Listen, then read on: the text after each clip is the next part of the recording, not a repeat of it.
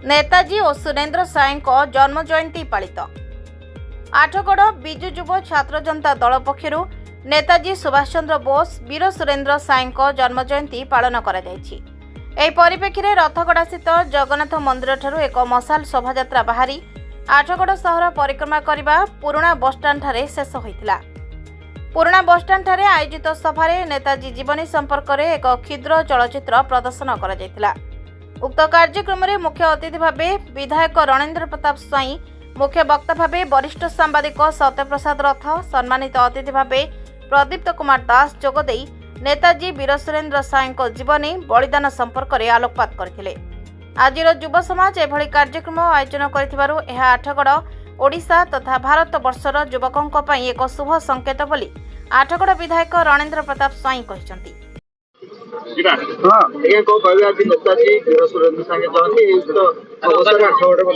आज वीर सुरेंद्र साय जयंती सहित 129तम नेताजी जयंती विजु युव जनता दल तरफ पालन कर आठगढ़ प्रत्येक वर्ष भली आमर युव छात्र माने उत्साहित हुई त्याग एवं बलिदान उदाहरण को मन पकई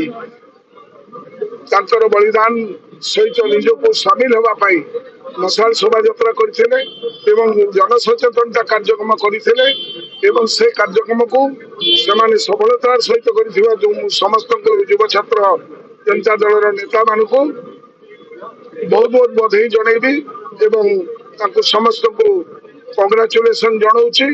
किंतु आमको पुणी पदांक अनुसरण करी किसी ना किसी कार्यक्रम आमर परिवेश आम निज चारिकड़े आम गाँव आम बस्ती आमर अंचल सुधार आने राजनीतिक सुधार अर्थनैतिक सुधार कार्यक्रम करने आम ब्रती हाँपाई आज शपथ नहीं पाने जोटा सब बड़ शुभ सूचना एक बदलाव की राजनीति परिवर्तन राजनीति कार्यक्रम खाली भोट जरिया हुए ना मानसिक परिवर्तन जरिया हुए एवं एक समर्पण जरिया हुए जो समर्पण आम पिला पाखे अच्छी शुभ सूचना आठगढ़ देश राज्य।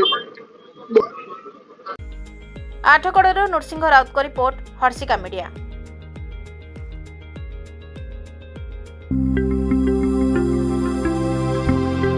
लेटेस्ट न्यूज अपडेट पाई www.nowodisha.com को लॉगिन करंतु।